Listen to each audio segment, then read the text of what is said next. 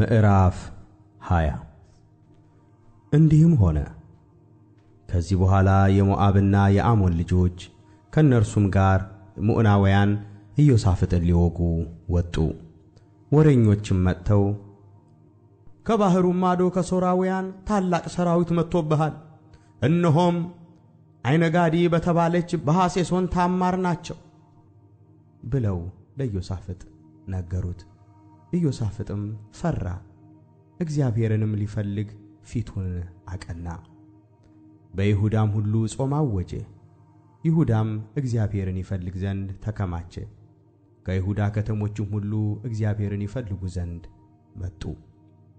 ኢዮሳፍጥም በይሁዳና በኢየሩሳሌም ጉባኤ መካከል በእግዚአብሔር ቤት ውስጥ በአዲሱ አደባባይ ፊት ቆሞ እንዲህ አለ። አቤቱ የአባቶቻችን አምላክ ሆይ፣ በሰማይ ያለህ አምላክ አንተ አይደለህምን? የአሕዛብንስ መንግሥታት ሁሉ የምትገዛ አንተ አይደለህምን? ኃይልህና ችሎት በእጅህ ነው፣ ሊቋቋምህም የሚችል የለም። አምላካችን ሆይ፣ በዚህ ምድር የነበሩትን አሕዛብ ከሕዝብህ ከእስራኤል ፊት ያሳደድህ፣ ለወዳጅህም ለአብርሃም ዘር ለዘላለም የሰጠሃት አንተ አይደለህምን? እነርሱም ተቀመጡባት፣ ለስምህም መቅደስ ሰርተውባት፣ ክፉ ነገር የፍርድ ሰይፍ ወይም ቸነፈር ወይም ራብ ቢመጣብን ስምህ ባለበት በዚህ ቤት ፊትና በፊትህ ቆመን በመከራችን ወደ አንተ እንጮኻለን፣ አንተም ሰምተህ ታድነናለህ አሉ። አሁንም እነሆ እስራኤል ከግብፅ ምድር በወጡ ጊዜ ያልፉባቸው ዘንድ ያልፈቀድህላቸው፣ ነገር ግን ፈቀቅ ብለው ያላጠፏቸው የአሞንና የሞዓብ ልጆች የሴይርም ተራራ ሰዎች እነሆ ለወረታችንም ክፋት ይመልሱልናል፣ ከሰጠህንም ርስት ያወጡን ዘንድ መጥተዋል። አምላካችን ሆይ አንተ አትፈርድባቸውምን? ይህን የመጣብንን ታላቅ ወገን እንቃወም ዘንድ አንችልም፣ የምናደርገውንም አናውቅም። ነገር ግን ዓይኖቻችን ወደ አንተ ናቸው። የይሁዳም ሰዎች ሁሉ ከሕፃናቶቻቸውና ከሚስቶቻቸው ከልጆቻቸውም ጋር በእግዚአብሔር ፊት ቆመው ነበር። የእግዚአብሔርም መንፈስ በአሳፍ ወገን በነበረው በሌዋዊው በማታንያ ልጅ በይኤልም ልጅ በበናያስ ልጅ በዘካርያስ ልጅ በየሕዝኤል ላይ በጉባኤው መካከል መጣ፣ እንዲህም አለ። ይሁዳ ሁሉ በኢየሩሳሌምም የምትኖሩ አንተም ንጉሥ ኢዮሳፍጥ ስሙ፣ እግዚአብሔር እንዲህ ይላችኋል፣ ሰልፉ የእግዚአብሔር ነው እንጂ የእናንተ አይደለምና ከዚህ ታላቅ ወገን የተነሣ አትፍሩ፣ አትደንግጡም። ነገ በእነርሱ ላይ ውረዱ። እነሆ በጺጽ ዓቀበት ይወጣሉ፣ በሸለቆውም መጨረሻ በይሩኤል ምድረ በዳ ፊት ለፊት ታገኟቸዋላችሁ። እናንተ በዚህ ሰልፍ የምትዋጉ አይደላችሁም። ይሁዳና ኢየሩሳሌም ሆይ ተሰለፉ፣ ዝም ብላችሁ ቁሙ፣ የሚሆነውንም የእግዚአብሔርን መድኃኒት እዩ። እግዚአብሔርም ከእናንተ ጋር ነውና አትፍሩ፣ አትደንግጡም። ነገም ውጡባቸው። ኢዮሳፍጥም በምድር ላይ ተደፋ። ይሁዳም ሁሉ በኢየሩሳሌምም የሚኖሩ በእግዚአብሔር ፊት ወደቁ፣ ለእግዚአብሔርም ሰገዱ። ሌዋውያኑም የቀዓት ልጆችና የቆሬ ልጆች የእስራኤልን አምላክ እግዚአብሔርን በእጅግ ታላቅ ድምፅ ያመሰግኑ ዘንድ ቆሙ።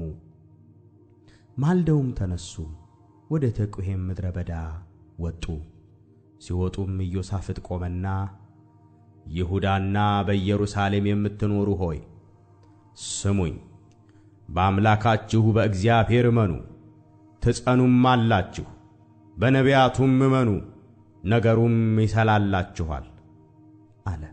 ከሕዝቡም ጋር ተማክሮ በሰራዊቱ ፊት የሚሄዱትን ምሕረቱ ለዘላለም ነውና እግዚአብሔርን አመስግኑ የሚሉትን ጌጠኛ ልብስም ለብሰው የሚያመሰግኑትን ለእግዚአብሔርም የሚዘምሩትን መዘምራን አቆመ። ዝማሬውንና ምስጋናውንም በጀመሩ ጊዜ ይሁዳን ሊወጉ በመጡት በአሞንና በሞዓብ ልጆች በሴይርም ተራራ ሰዎች ላይ እግዚአብሔር ድብቅ ጦርን አመጣባቸው፣ እነርሱም ተመቱ። የአሞንና የሞዓብ ልጆች በሴይርም ተራራ በሚኖሩት ላይ ፈጽመው ይገድሏቸው ዘንድ ያጠፏቸውም ዘንድ ተነስተውባቸው ነበር።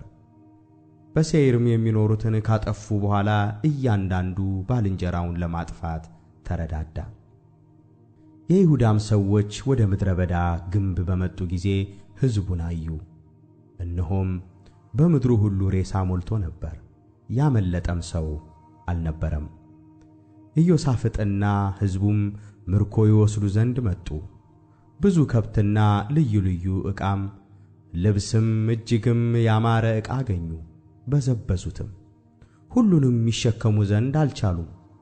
ከምርኮውም ብዛት የተነሣ እስከ 3 ቀን ድረስ ይበዘብዙ ነበር።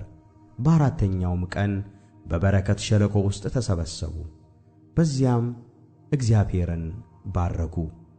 ስለዚህም ያ ስፍራ እስከ ዛሬ ድረስ የበረከት ሸለቆ ተባለ።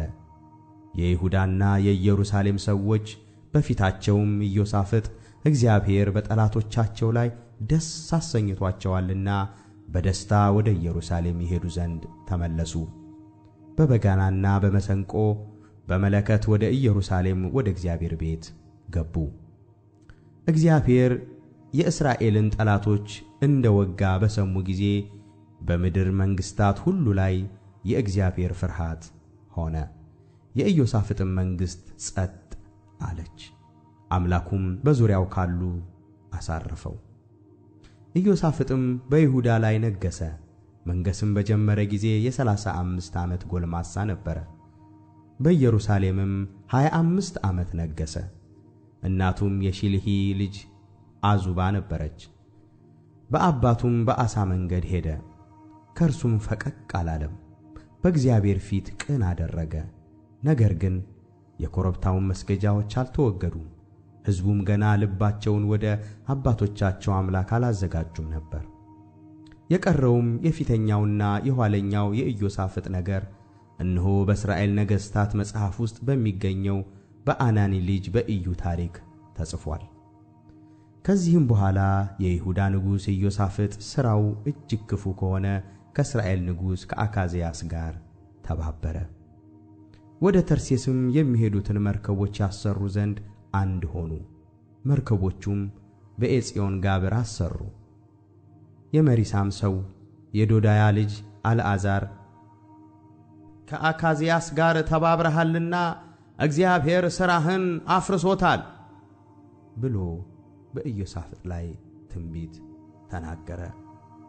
መርከቦቹም ተሰበሩ፣ ወደ ተርሴስም ይሄዱ ዘንድ አልቻሉም።